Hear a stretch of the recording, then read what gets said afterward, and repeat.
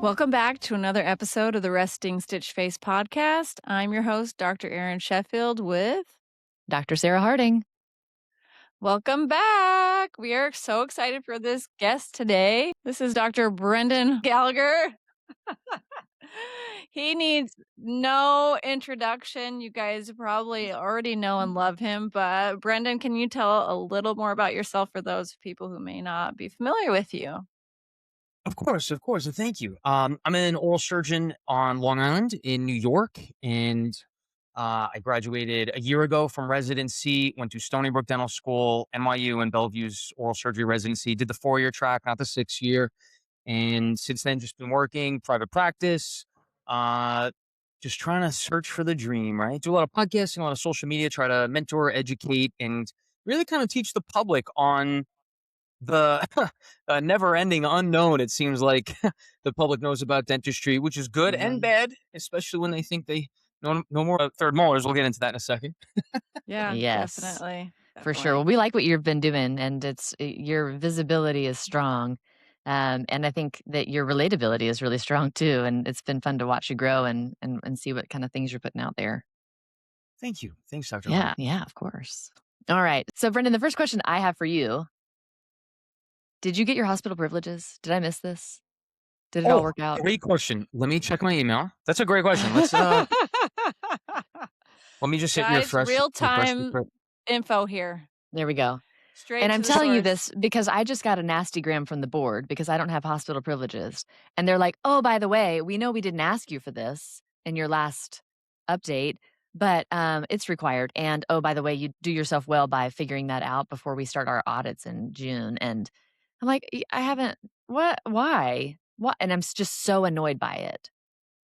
It is very annoying. It's super annoying. Yes. And Yeah. while in one way I get it, I understand the policing and everything. I would also like a little bit of the defending of the specialty, defending of the surgeons, not just Thank you. slapping you got to get this by a certain time, figure it out. By the way, like when they sent out this email, it's not like you could just walk over to the hospital, hand them your license and stuff and be like, can I get privileges now?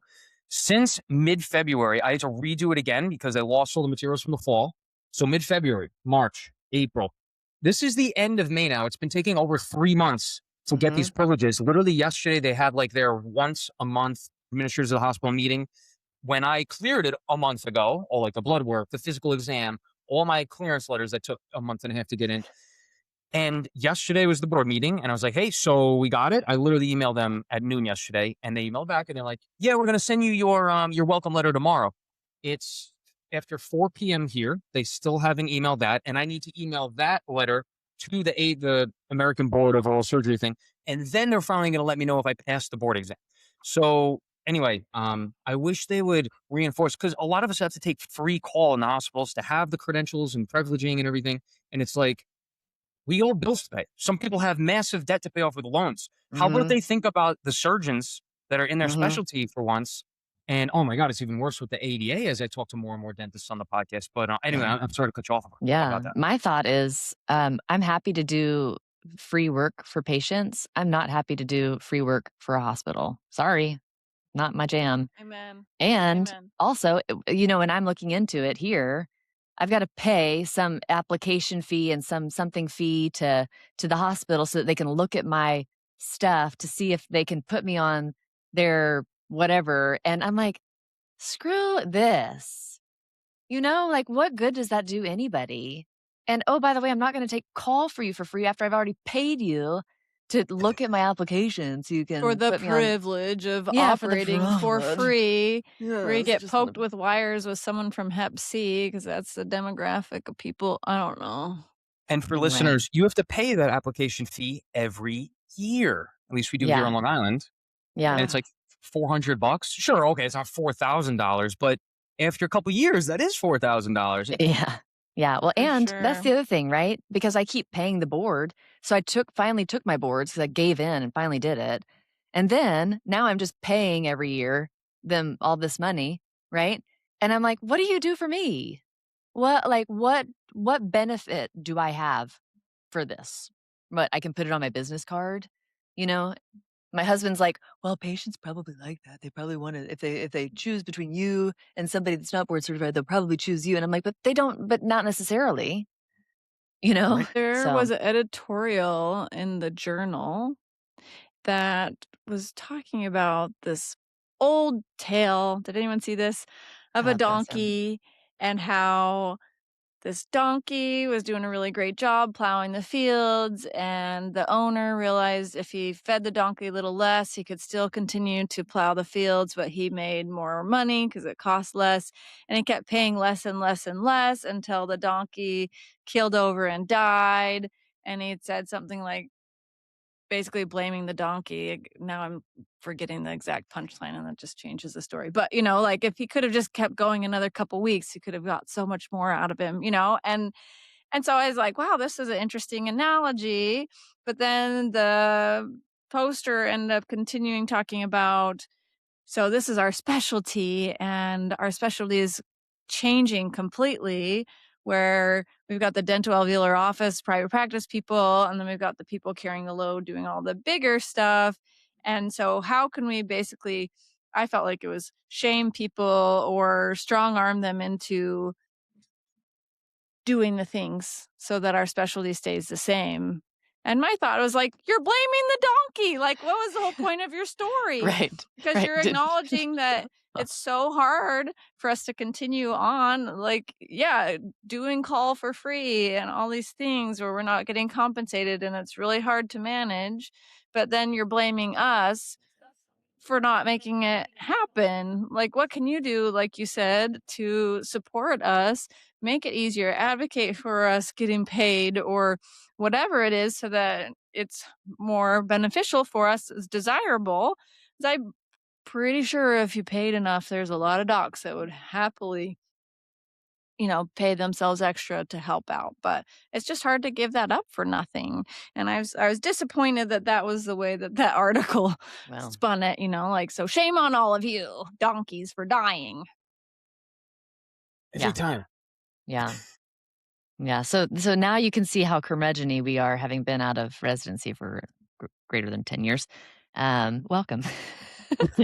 Welcome. We're all on the same page here, though. It's That's crazy. right. Oh, it's so insane. Oh my goodness. Hey, Mhm. did you guys see this? I don't know if it was an article or an ad or some kind of promotion material, but I'm not going to say their name, but I know an oral surgeon who was sent, I don't know if it was a booklet or, like I said, an advertisement or something in the mail. And they're hosting a conference for program directors to help with recruitment of new oral surgery applicants. And now this kind of goes Wow. into the article where, like, the story of the donkey and stuff, and then they go and blame it on the donkey.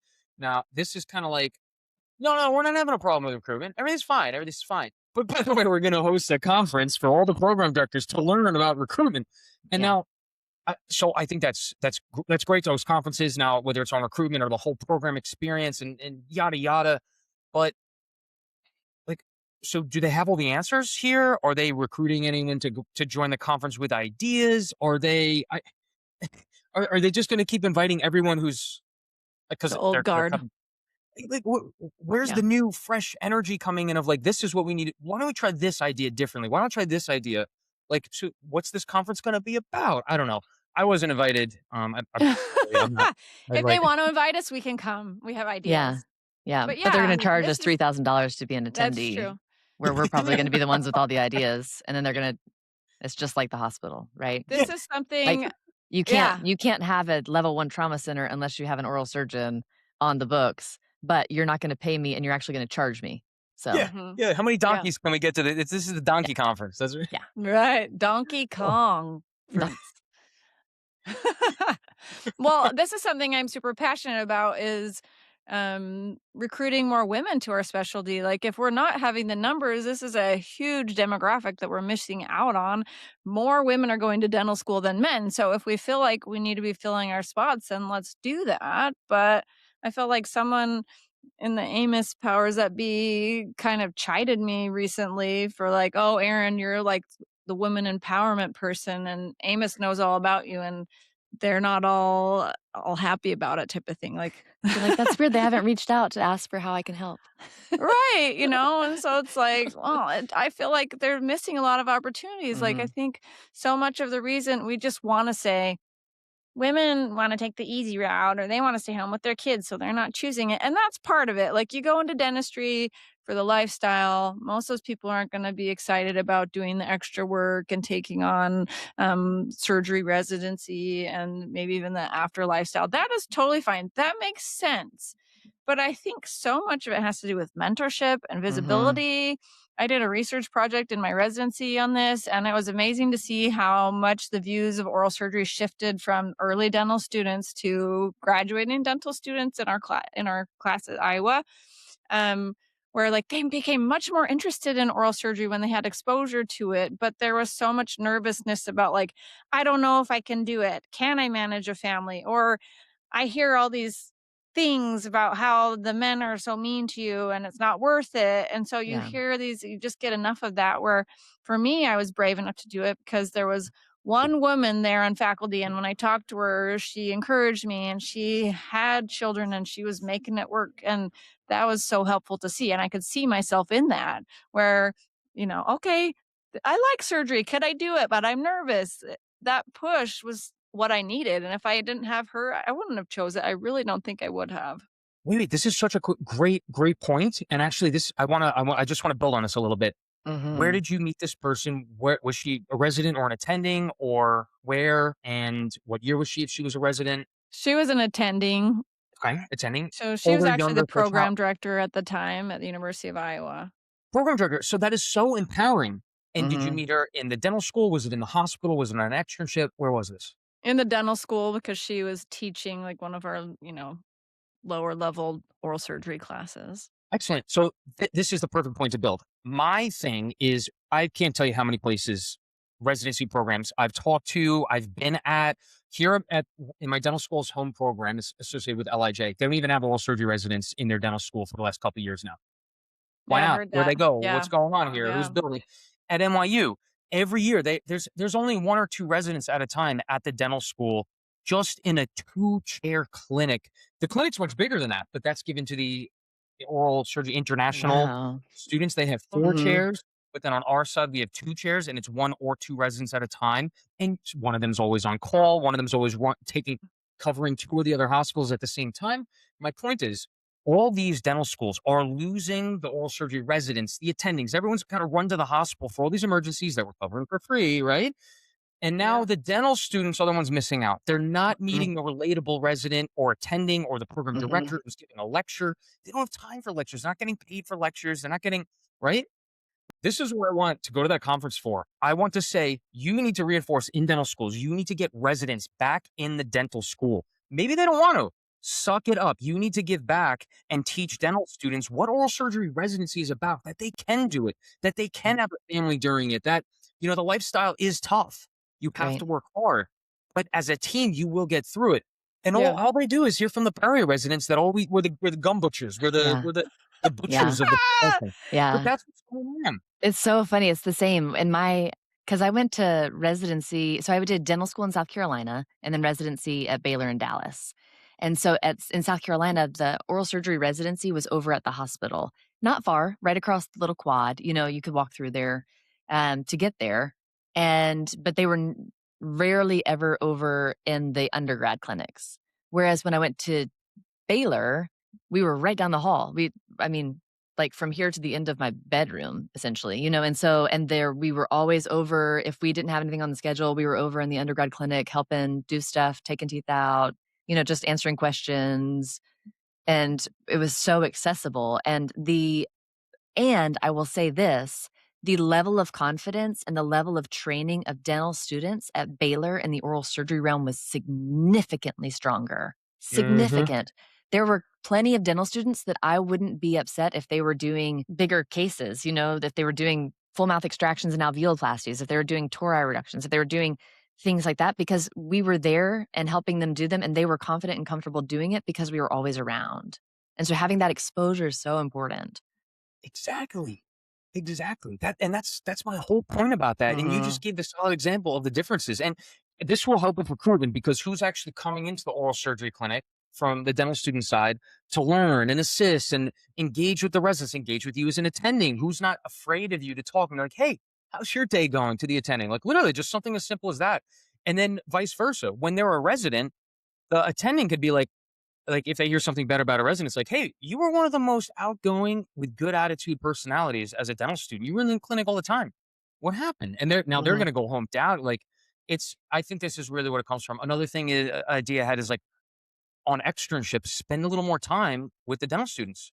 Ask them a couple questions. Have like an Mhm. exit interview. Like there's so many things that can be done. That's all it is just a little bit one-on-one time, a little bit of one-on-one contact. And anyway, so What do big you topic there. what do you Big pain in think the butt. about this CBSC? Because that was before my like I barely missed that. That was like a couple years behind. I think Sarah and I both probably took Yeah. like number boards, where we got Mhm. scores.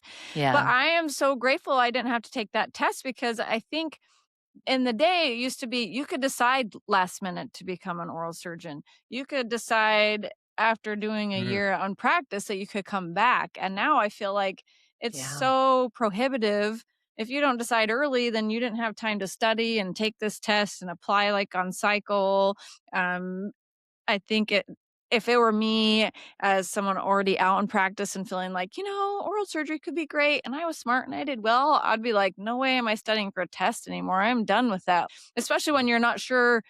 Someone like me, I wasn't sure if I was going to get in, like I had the imposter syndrome. And so that was one more level where Mhm. luckily Sarah and I just took boards and I was going to study and try to do well on that either way. I Yeah. think that adds an extra layer of complexity. And not only do I have to ace my grades, but now I have to do this test that's taking away from my ability to do well on my grades. It's crazy. It's Some crazy. of them are pass fail. Like a lot of the Ivy League schools are pass fail. Some of them are like unranked pass fail. My dental school, Stony Brook, was not pass fail. It was ABC, but it was unranked. So as far as the CBSE go, just to answer your question, there's definitely positives and negatives. I Yeah. really support that exam because the fact that it's based on step one, and when you're in the hospital setting, I took forever just to learn Epic because our dental school didn't have Epic. Never saw it before. Yeah. Just that's like the Same. computer system, like where to put in meds, how to write a note, how to sign Mhm. a note, so it's not just pending for 2 months. Just little things like that. I don't want to learn like pharmacology and the mechanism of action because we didn't go over it in depth in our dental school. Whereas I had to Mhm. learn that in depth, like the secondary complication of taking this could cause kidney failure, kind of thing. When in dental school in the dental school pharmacology class, we didn't Yeah, learn but that. you learn that as you go. I You mean, you, Yeah. like, you that's do what we did. I learned it as I you went, learn and did you actually, guys you remember better because you're learning it while you have Right? a specific example of why that is. That's true. Did you do the 6 year or 4 year? 4 year. We both The did 4 year, 4. okay. I mean, you do Mhm. learn it as you go, but then I would you would look like, not good to some of the medical residents if I don't know, they're always very impressed with us, but yeah, I mean, that's an Yeah. advantage going in, but I'm thinking that's taking away from your time to study for your classes and you're trying to get great grades, or then you're also studying for this extra test, and it's one more thing that's limiting your pool of applicants because not as many people are if you weren't, like, gung ho from the very beginning, "I'm gonna be an oral surgeon." If you're Mhm. a woman that's like, Mm, "Wow, I didn't think I wanted to do oral surgery, but now it's year 3.5 and I didn't take the test, mhm. so, probably not worth it." I feel like Yeah. that probably happens a lot. That is a great point. It's a great Because I point. think a lot of other residencies are going towards those other tests too, right? Was it ortho that made people take the GRE or something? Yeah, And so maybe they just need to make dental students take it. And if you don't wanna specialize and you don't care, then you don't study for it. yeah, That's another good idea. yeah, Right? it's But because if interesting. you do that, then it's like, well, now we have this metric and we have this group of people that are interested in specializing. And so we can help them. We can create study groups. We can do all of the things rather than just doing it on your own. Because I do feel like you learned all that stuff because you chose to take the test and Yep. then you studied. Whereas Aaron and I didn't have to take the test. And so we ended up studying on our own to apply it in real life as to opposed to apply it to the test. Yeah, What's the That's a difference, good point. That's a good I point. don't know. That's a good point. Yeah. it's I don't tricky. know. It's a tricky situation when Yeah. it's hard to measure people, so I don't know why I'm suggesting going back to pass fail So, boards. I and don't know. to your point, I gotta say, some people who literally like did so well in the CBSE, they could probably write the test, make the test. Mhm. they don't necessarily make the best residents. They No, don't. So they No. don't. Yeah. Yeah, and I say this often, like, I had to take boards twice because I got an 85 the first time, and I studied my ass off and got a 90 the second time, and I'm just not a good test taker in that mm, way, and but you're right. I mean, there's people that are just, like, super knowledge heavy, yeah. but they don't have any of the things that it takes to make a good surgeon. Nope. 100%. We've all seen it. We know They're not those Yeah. testing people. hand skills. They're not. They're not testing No. hand skills. It kind of comes in handy as a surgeon, let me tell you.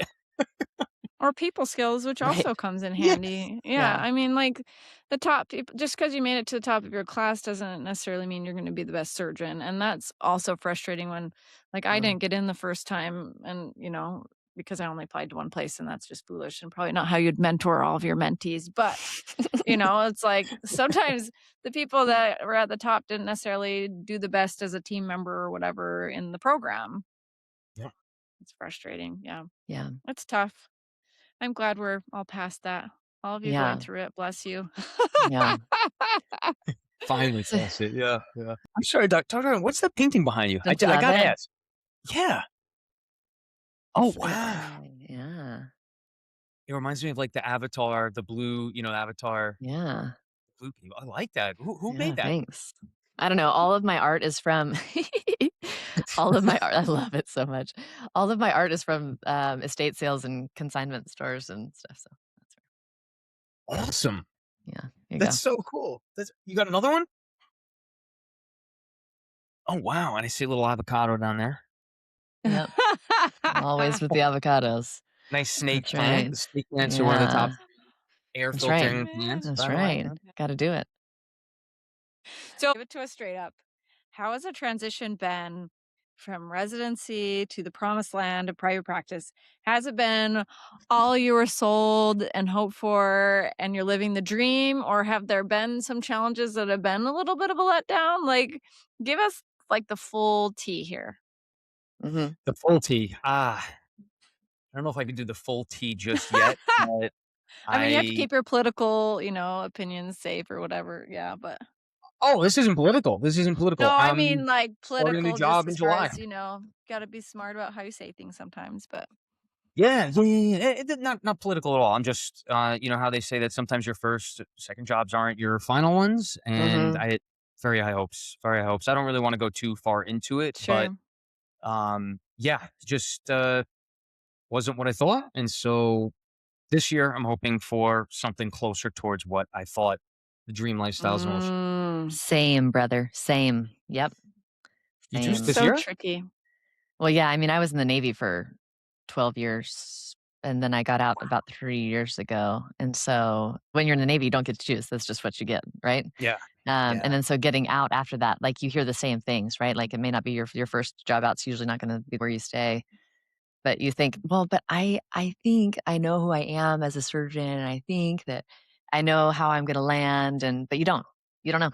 He's You don't such know. a nice guy, or this is gonna be Mhm. great. Yeah, it's so easy. I always give people my biggest advice when you're looking into a practice and signing a contract, as I always say, give yourself an in and give yourself an out. Because I know Mhm. Mhm. some people that just take a job like this is just a filler job and then we'll see. Yeah. And then it works out and they love it and they didn't give themselves an option to stay. Like you Mm, have to stay an associate the whole time or whatever, like so negotiate it as if it's going to turn out great. And then negotiate as if it's not because the opposite, like it's going to be great and Right. they said it would be fine and so we don't need to worry about what happens and the non-compete will never apply to me and then you get into a position where you're like, oh, oh. Yeah. yeah. Or you could just be like me and not have a contract. Oh, that's scary though, no? It's good if you wanna leave, but then it's bad if you wanna Yeah. stay and they just no? Or even if you wanna leave, it's just it is what it is, so there we go.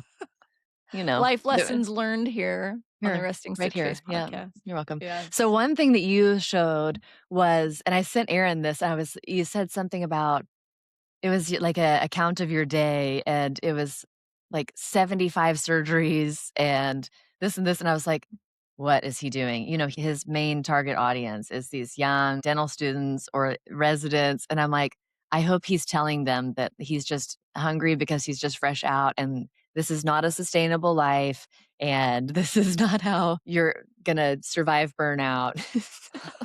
Oh, yeah, So no, how that's a great point. Let's dive right into that. The first thing Yeah. I would say about like the job starting out, or at any point in your life, it's just like a relationship. The red flags that come up from the get go in the beginning that you overlook end up being the red flags that kind of terminates and separate. Goes for practices, goes for relationships, goes for pretty much everything. Unfortunately, that's how it Mhm, goes. And that was one of the mistakes I made when you hear things to the grapevine or you see things that you don't really like, mhm, learn from that and take note, right? These red Yeah. flags add up. Next thing, yeah, you were talking about that. So I was at a. It's very important to know like the demographics that you're of patients that you're taking care of, and then kind of like the insurance related to that or whatnot. But essentially, the practices that you're at, if they take all insurances, then you're going to be very, very, very busy, and the only way you kind of hit your base salary is by volume, right? And that's quantity versus but it doesn't have to do, say, right, quality though. It doesn't right, actually correlate, but the quality of how you're treated by maybe the office manager or the COO or whoever's your boss, quote unquote, mhm, it may affect the quality of how they talk to you based on your care, right? Um, but then the less insurances that you take, your schedule is generally maybe a little bit more free, and then you don't see as many patients. So that's just kind of to give a very broad scope, step back and look at what practice types are out there. I think that makes sense. yes, That one day, like this was a couple months ago when I was talking about how many surgeries and patients I had seen in that day, and everything went fine and whatnot. And that was at a point in time where I wasn't taking lunches, and I was really trying to grind, if you will. And things were going great, things were going fine, but I was also staying at the office an hour to 2 hours after, finishing my notes from the day, getting the medications, calling the patients. Hey, you got your wisdom teeth out today. How are you mhm, feeling? Like just any mhm, questions I can answer for you. Because turns out I was only associate doing that, but nonetheless, yeah, like that's the kind of quality care I want to give. right, And Yeah. sure, you could grind during the day. That will trail into your evening schedule, right? You might finish at 5, but you might not finish notes until 6:30. So anyway, Yeah. right, so it's a different quality of life and a lot more than what we see on the screen, you know? yeah, and I think that the what we're fed is that when you're just starting out, you take these crappier insurances and you do this because that's how you build and that's how you're like, no, that's how you burn out is because you're still going to provide the same quality care no matter what the patient's insurance is, Yeah. right? You're going to do the same exact thing for this patient with this high tier versus this low tier. And you're going to give them all their options, just like if they want the Cadillac or the Hyundai. And it is what it is, right? But we're told that we just have to do that and grind, and then you're like, "This is awful. I'm not even getting to see my family." This is why I finished residency because I thought that there was a light at the end of the tunnel, but here I am doing the same exact thing. Now I'm getting paid a little bit, but it's not what I was thinking, and now I have a whole bunch of loans to pay off, right? Right. Right. And you're Yeah. exhausted at the end of the day and then going into work the next day. That's such a good point. And that's what I initially thought. I was like, let's take all insurances in the beginning and then we'll wean down over time. Um, that's yeah, I don't know. I don't know Well, how you're to used to grinding it out. Like in Mhm. Yeah. residency, you're grinding it out, but it's for someone else. And so when you get out and you're grinding it out for you, it feels really good. And like, oh, Mhm. it's if for I saw you. one more patient, I can make this much more money. And I got loans to pay. You're like, there's a lot of pressure, and I haven't Yeah. got my 401k going yet, but it's not sustainable. Or what's it worth? Like, how much money do we need at some point? Right. Mhm. Like, we're going to make enough. Is it worth sacrificing your quality of life? Is that why we did this, to make as much money as possible and be miserable? Or did we do it because hopefully we are building a life that's worth living? Key thing that you just mentioned too is Yeah. working for someone else, whether it's the hospital, whether for it's DSO or it's for a an owner with or without partnership versus working for yourself. Working for yourself, you're going to have to do a little bit more. You're going to have to grind it out in the beginning, Yeah, gain your sure. network, your referral basis, meet patients, give to the community, what have you. Take call, but you got to work, you got to grind a little bit and work your way up. Yeah. But it's a totally different thing if you're grinding and working the company up, the organization up, and there's really Yes. no ROI. They're not meeting with you to show you the vision. What's the trajectory in this practice when I go out and meet all Right. these dentists and build a referral for this office that isn't mine? Do I have a partnership track here? Are we going to talk about that at any point? Right. Anyway, so a lot of And I Yeah, and don't I think find the loyalty kicks in on the other direction in my experience. Like, I'm a loyal person and I'm always trying to do the things for the practice or the group or the residency or the university. And then as soon as it doesn't work out for them, they're happy to say, like, well, bye, Erin. And you're like, "Well, I gave so much. What do you yeah. mean?"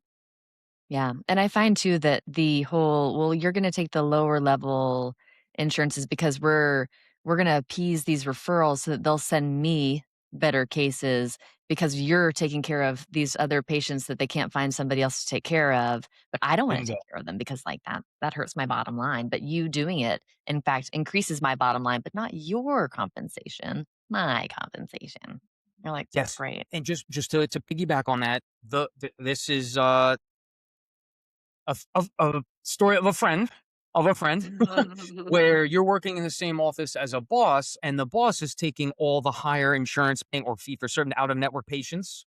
And then everyone else, you're getting the lower end insurance basis. So you're still doing maybe similar, maybe even not the same quality of surgeries, right? Because certain people, when they can't afford those out of pocket things like an extra implant to make that the perfect hygienic treatment plan, they don't do it because the expenses and whatnot. But the boss is, it's a way they bring in the referral basis, but they cherry pick out the better cases.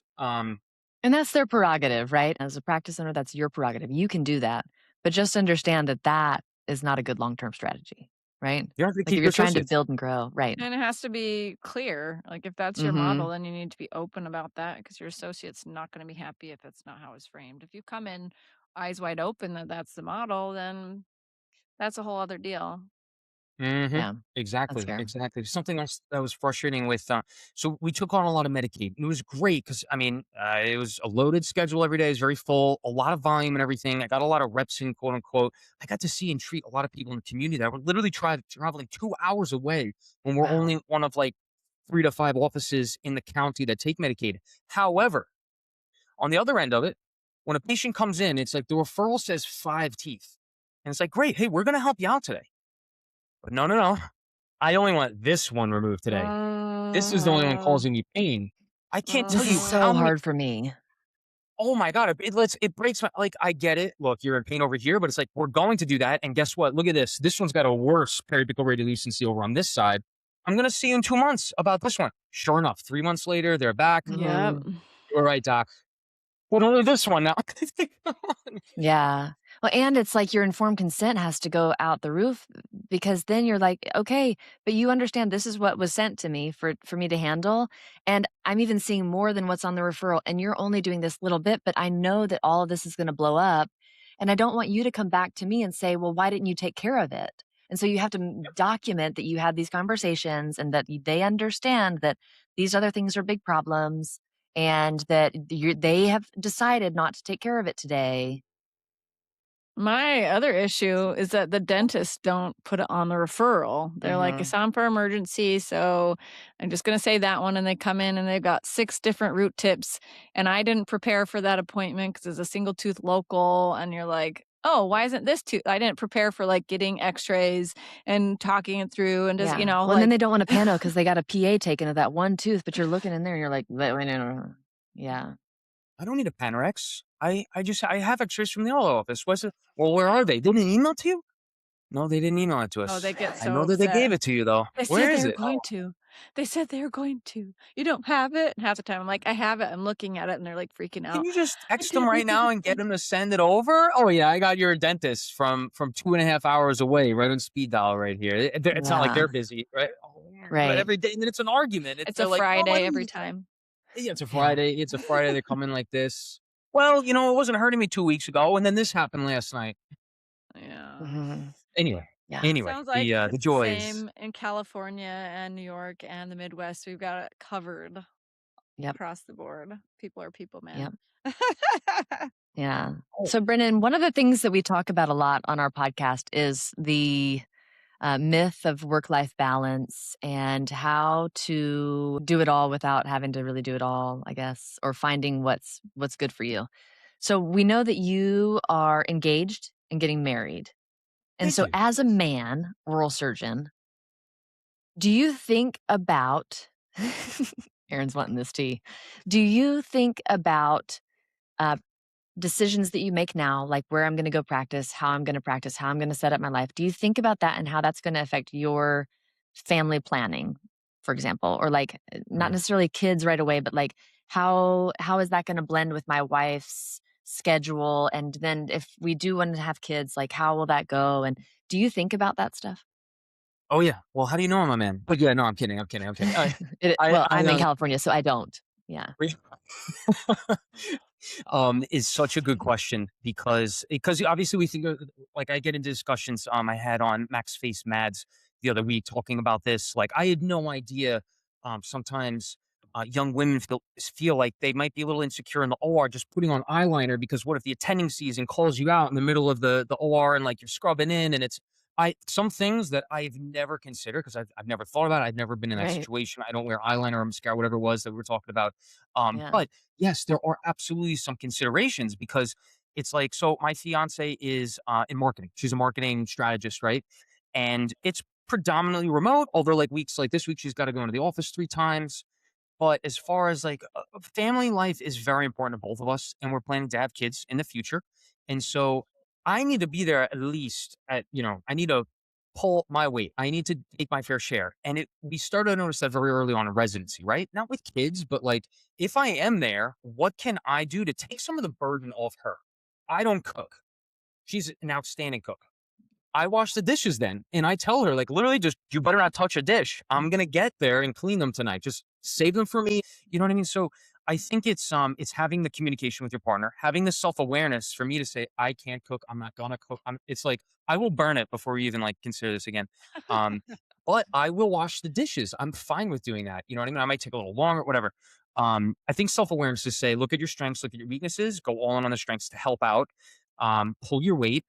Another thing is, so what happens when your first job or another job doesn't work out and then you need to transfer, or after your residency, you're looking at jobs and you need to travel and make that because there's time in the office, time in the hospital, right? But then there's also commuting time and all this stuff just tacks up. And so your commute is really far. Say you work 9 to 5, your commute is 45 minutes, an hour. So now it's not just an 8 hour day. Now it's a 10 hour day. When are you going to work out too? And then say Mhm. you do work out. Well, now you're home for literally what, like 3 hours. And now your significant other's been taking care of the kids the whole time. Or like you have a parent, your kid's grandparent is home taking care of the kids. So look, I'm still early on. We don't have kids. And she's still in the process of like moving in because we bought the house I grew up in, but that's why I was telling you guys before, there's no furniture in this room anymore because we need to make sure that she feels like it's her home that she's Mhm. moving into too, right? Which is weird because it's like now we're taking out all this stuff that might have been purchased 5 to 10 years ago. It's fairly new, but it's also like that's my parents' stuff. We need to make it our things, and I want her to control that as much as she needs to feel a part of the home. And we're growing, we're building on that. So yeah, I know. I feel like I was just all over the place with that, but Yeah. I I mean, we haven't absolutely. figured it out either, so, like my like, just like you said, my first job out of the Navy was the traffic on the 15. It should take 35 minutes to get there, but it would take me an hour and 15 minutes each way. So I was leaving at 6:15 in the morning, getting home at 6:30 at night, and we had an au pair at the time, and that was helpful because my husband flies internationally and is gone in random days and random times, and so we needed something. And then when our au pair left, I was like, "Well, this is ridiculous," because I wasn't getting to see my kids on those days, and it's not worth it, Like, it's not worth it. That's insane. That's crazy. Yeah, What do you do now? What do you have now then? you're looking at it. No, so I'm getting like mostly right now I'm just doing the podcast. And then I'm building a little mini practice inside of a pediatric practice. It's still about 30 minutes away because I'm in the sticks. I mean, I live in agricultural area of San Diego, and so everything's 30 minutes away. So, And maybe she's gonna come locum at my office if the credentialing ever goes through. yep. Credentialing? Did someone say credentialing? We got a good 3 years before that goes. Yeah, I I know, know. yeah, we're not holding our breath, luckily, for our How far health. away? Like, what's the distance between your home and then your practice, if that was to work? Oh, Oh, it's a flight. I live in California. She's in Illinois. How long is that's a long flight, no? I the mean, problem is she'd probably have to fly to St. Louis and then have to drive a couple hours, so it's not yeah. yeah. But there's also like you would do a chunk of 4 days and then Mm, mm. You know what I mean? It wouldn't be like Monday through Friday every week. Be Well, like once she's twice here, a the month. commute would be like 1 mile. Yeah. Yes, That would be very pretty That's different. the best part Yeah. of living How here. far is your office or how far, like, where you live? Because I think of Long Island. Long Island is very different from north to south, right? It's just like San Diego, like super urban in the south and then super rural in the north, right? more or less different areas too, because the further out east you go, it gets very, very rural, and then Yeah. closer to the city, more urban, and then yeah, the north to south. It's Okay. cool It's that you know very that. much like San Diego. Yeah, interesting. Or you And the north or south part of San I'm Diego, all the way far north, far, far. They call it North County, but we're far North County. and like how does that relate to I don't know how to say this. I don't know. Like, are is it like you're proud of that, or Oh, because let me give some context. On Long Island, I there's am like not a city dweller. Mm-mm, gotcha, mm-mm. gotcha. On Long Yeah. Island, there's like a stupid little like north versus south thing where it's like, well, no, I'm from the south. We're tougher. No, well, I'm from the north. We have some grass. It's like a stupid little funny Yeah. thing. I didn't Yes. know if it was It's the saying that. same. Yes, So it's where the does same. Dr. Ellie live? Do you know where she lives? Ellie Rosenfeld? She's a Long Islander. Yeah. I knew. We She was on our podcast the other day, so I was like, we're just doing the Long Island shuffle or something here. Yeah. Oh, I reached out to her once and I was like, hey, good job. I really like your content and everything.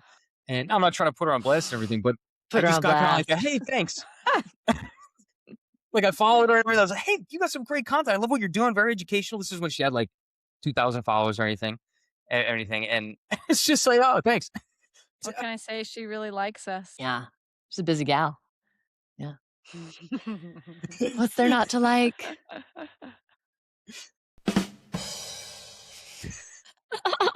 Where do you have that? Where do you have those sound effects? Where is that? They just rolled it out. I'm like a Riverside junkie now that I've taken over the editing. You're welcome. That's awesome. It's great. Um, and so what is your commute like? It was like the distance with no traffic is probably 20 to 25 minutes to the office I was working at for the last Mhm. year. Oh, and then they started sending me to two other offices a couple months ago. Um, and they were further, marginally further. Like one was maybe about the same distance, and then one was another maybe 10, 15 minutes with traffic, so probably 15 minutes. Um, hey, full disclosure though, but I only had my contract, only one office. And I was like, I literally said, like, I don't know. I don't know if I want to get, but like, I Do it. literally I said, wanna like, because how do you negotiate that? Because if you're just getting out and starting negotiations and that's even a remote possibility, it needs to be in the contract, right? And so are you getting mileage based on the commute? Because I think, you're doing them a service by providing care at multiple offices. so I had several mentors through residency, and I was telling them about, oh, it's still private practice. They have several offices, and maybe my dream is partnership track. Maybe that's still a possibility. I was warned by several mentors. They were like, okay, but look at how DSOs do it. They want to send you 2 days a week over here, 1 day a week over there, 2 days a week over there. Just getting your contract. If you really want to grow and like really get your feet down in one office and build that network around that area, and you wanted that, like, would have do that. But if you don't really want to be driving around here, over there, covering that, then getting your contract for one. So I did that. I try to think ahead, and I was like, but I also Mhm. said, look, I'm willing to drive all over Long Island for you if I'm on the partnership track. I said that, like this was in the conversation multiple times because this is my goal, my vision, like looking down the line. That's it. You want to take player in me, show me the ROI, and not in like an egotistic, not in an overconfident way. Look, I have so much to learn. I'm still only 1 year out. This is not Yeah. like you know what I mean? Mhm. But when we're gonna sign something on the contract that we both sign and agree upon, and that was one of a few things actually that started to change over time. But now I'm like literally a couple weeks before I stopped there, it was like now I'm at three offices. What is going on here? You know what I mean? Anyway, Hmm. it's I think sometimes too, you need to know your worth. Like, yeah, you're new and starting out, but there's so much to offer. And sometimes just you being a well trained, warm body is all they really Mhm. need. And I feel like mm, they like to, oh, I mean, it's really a big liability us taking you on. And we're investing so much in you. And like, we're losing money on you, and that's like the message you get. And then my first practice, I went in the first year, I made like 1.2, $1.3 million for the practice straight out the gate, you know, like, "Oh, you really good thing Yeah. you let me come and Clean help up you," you know? the scraps, the trash for you. You're welcome. Right, Yeah. you know, and I'm not to say that's, like, this crazy out there number, you know, if you've been out there for a while, but, you know, they act sometimes like you don't like you're doing them a favor, but really, they obviously want you for a reason, right? And some places are like the associate turn thing because they know they make money off of you, Mhm. so unless you're really slow, you're probably doing just fine Yeah. for them. And That's so, fair. you know, make sure that you go in with some good advisement and know your worth and are willing to negotiate a little bit, especially as women who are bad at Yeah, that, talk with your mentors. notoriously. Make sure you get everything in the contract. Make sure you lay everything out and have that conversation. Make it a battle between the attorneys. Like, just say, like, "Hey, look, this is what I was interested in." You know what I mean? Like, I think communication is gonna be key. Is that person actually willing to communicate too? You need to communicate, but are they willing? I don't know. Yeah. Here's another blind spot for you that I just noticed. So when you're saying, like, talk to your mentors, and I know in residency that my co-residents who are all dudes had that relationship with our attendings. Mm, Mine was very different because what I wanted out of my life was very different from what the guys wanted out of their lives.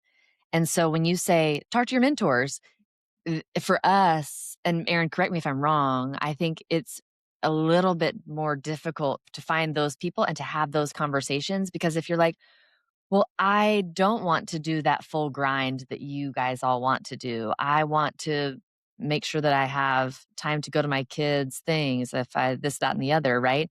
And so, but I could never imagine having gone with that thought to talk to one of my attendings and actually say that out loud. I never would have done it ever.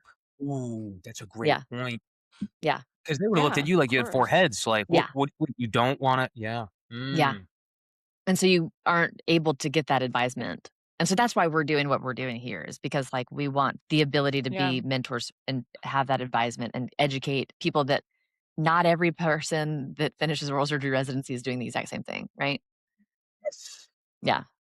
And Yeah. you guys are doing the conference too, right? Is it Mhm. Women in OMFS? What is it called again? It's the Doctors All In, and it's, women in oral surgery and dentistry or, you know, if you're in medicine, you wanna come too, but yeah, it's I made it for our community because I just saw such a need.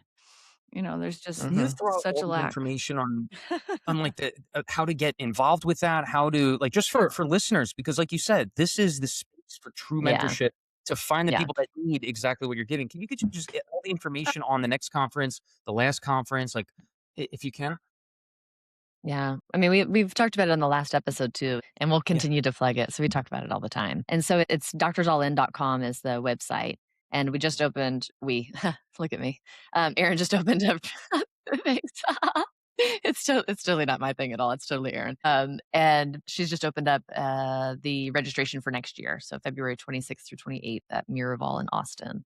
And so it's like a super duper beautiful place, but also more than that, I think it's like a great community, a great group, and everybody leaves feeling 100 times more empowered and better when after it's over. So that's what I would have to say about that. Yes. Yeah. So I wanted to ask you, and I think Erin wanted to ask you too. So residency for you, and I'm prefacing this with Erin had a blog in residency and would write some things on it that got her in trouble. You were doing this kind of thing in residency, right, with social Mhm. media, and so you had, visibility, and as we all know, because program directors are asking themselves how to increase their recruitment, they're not looking outside for any information. Um, how did that go over for you in residency?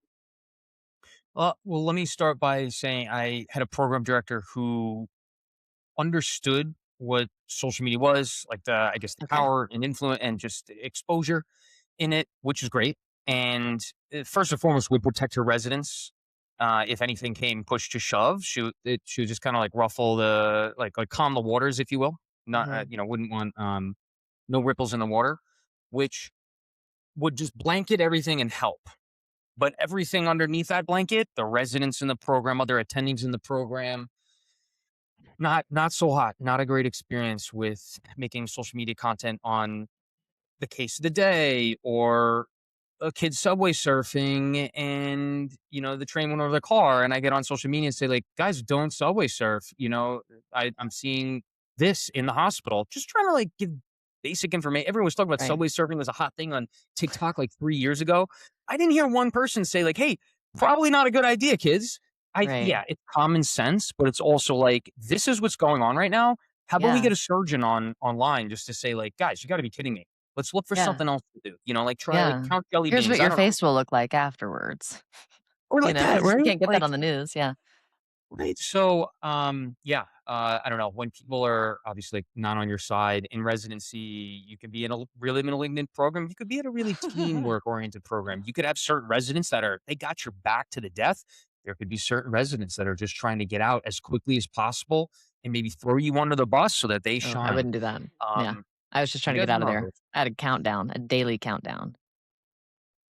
You throwing other people under the bus though? No, you No, weren't. no, no, none of I know that. you But it weren't. was like, how many days left? And I knew it to the T how many days were left. So, Which is great, like, right? But, like, then there's also, like, I don't know, someone trying to burn your building down to make their building seem higher or whatever, like, oh, yeah. so And that that was was my the beautiful thing about going into the Navy afterwards was that I didn't have any reason to shine. what do you That mean? sounds bad, but because so my residency was typically a 6-year program, and they Mhm, had a 4-year spot for military.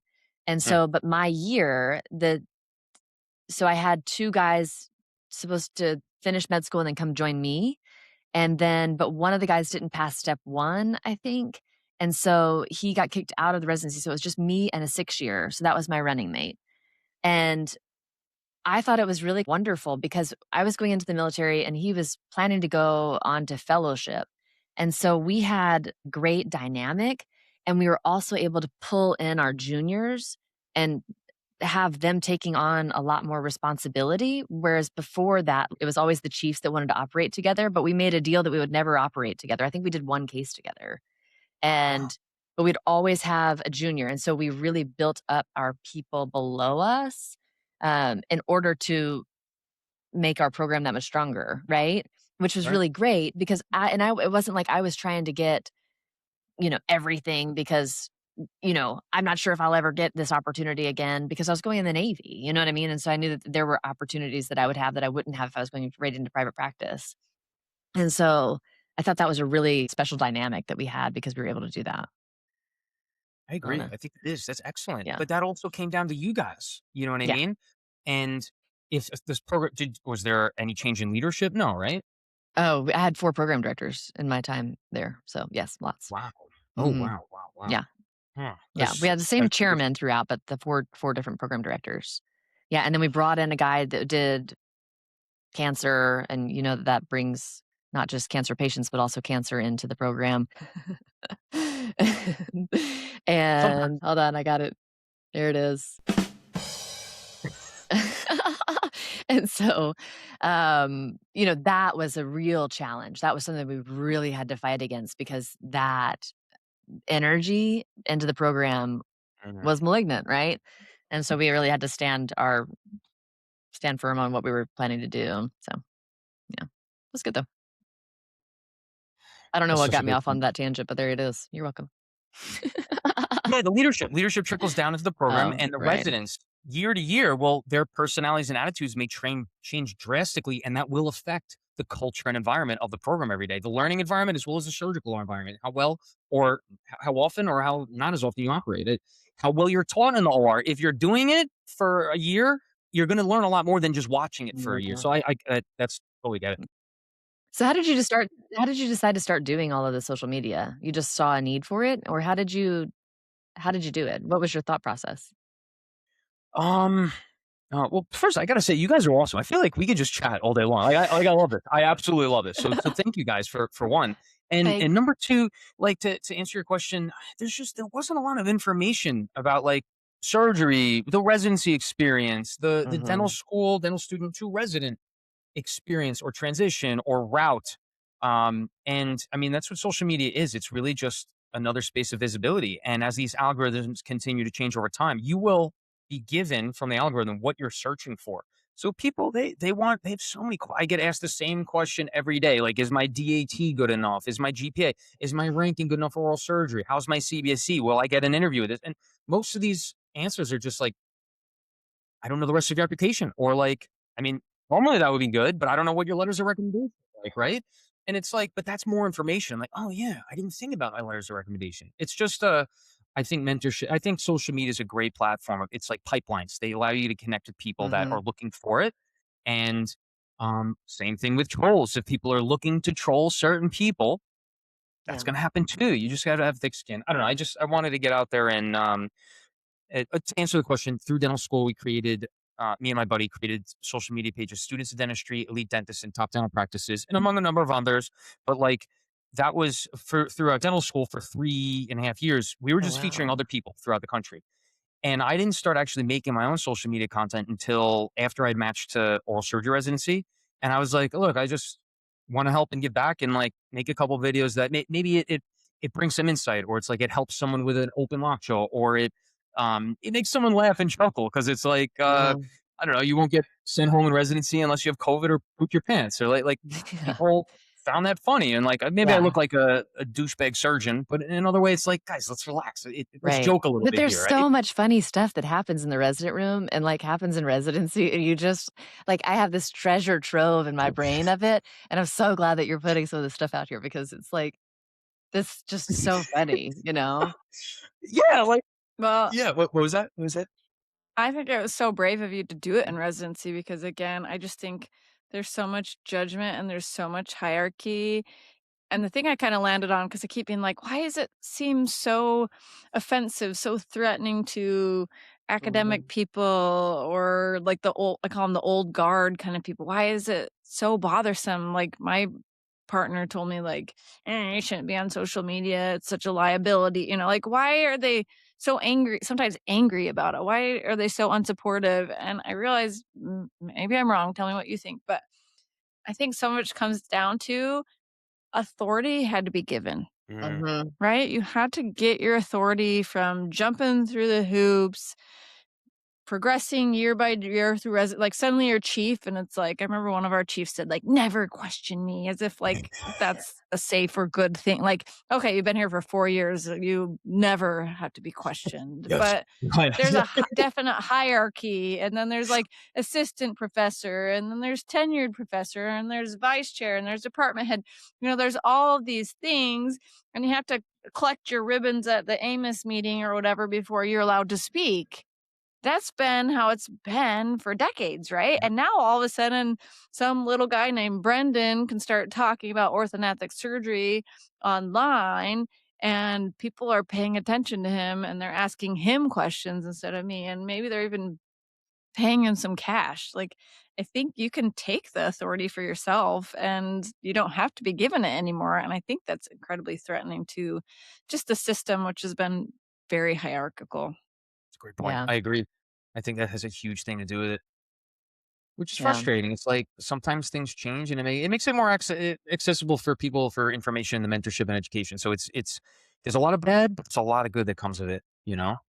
Of course. Well, and I think everyone has their unique point of view and the thing that they can uniquely share with the world. And like the people who are following you because they like you and the way you present things and it's accessible to them. And maybe they like the more academic person for whatever they have to offer. Mhm. I think we live in such this mindset of lack instead of this like light and love and Abundance, yeah. abundance. And there's an abundance of information and wealth out there, and if we didn't have to be so threatened and worried about what other people are doing, that would be very Yeah, helpful in the world. I agree. that's right. Yeah. That's right. Well, thank you so Yeah. much for joining us, Thank you guys. Thanks for Brendan. having This me. was This is so really fun, fun. yeah. I It's think it finally was I'm finally also excited I'm excited to finally meet you. It's been too You long. too. I know, Yeah. right? Me too. And I think some of it's like getting just that side of you we don't get to hear, and also all of our deep thoughts about how the world works for men in our specialty. That was helpful Yeah. too, so thank you for sharing and being so Yeah. open.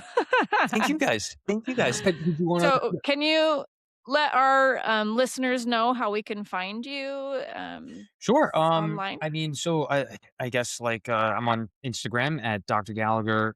same thing. TikTok, Dr. Gallagher, LinkedIn, Brendan Gallagher, DDS. We also have YouTube Shorts. That would either be Dr. Gallagher or Dr. Gallagher's podcast. Spotify's Dr. Gallagher's podcast and Dose of Dental podcasts. We're What am gonna I link missing? all of it in the show notes, so, be kind. That's me Oh, typing it all up. hey, it It's is. gonna be a long list, That's right. I'm Sarah. gonna need you to email those to me, please. You got it. You got it. Great. Yeah. Thank you guys. Okay, well, definitely check out all of the amazing content that Dr. Gallagher is putting out. It is so helpful and insightful, and I think you do a great job just being your friendly, authentic self, which is something Yeah. we really are on And board finding with. a ton So, of people in this space that are doing totally different things and introducing it. There's so many things that I had no idea that people were doing that you've introduced to me, and so I super appreciate that. Oh, So, well, yes, thank you. thank you. Thank you yeah. guys. Yeah. Resting stitch phase. Let's go. Let's go. Let's go. Let's go. All right. Well, thank you for joining us with another episode of the Resting Stitch Face podcast. Please, as always, like, share, and follow, and we'll catch you next time.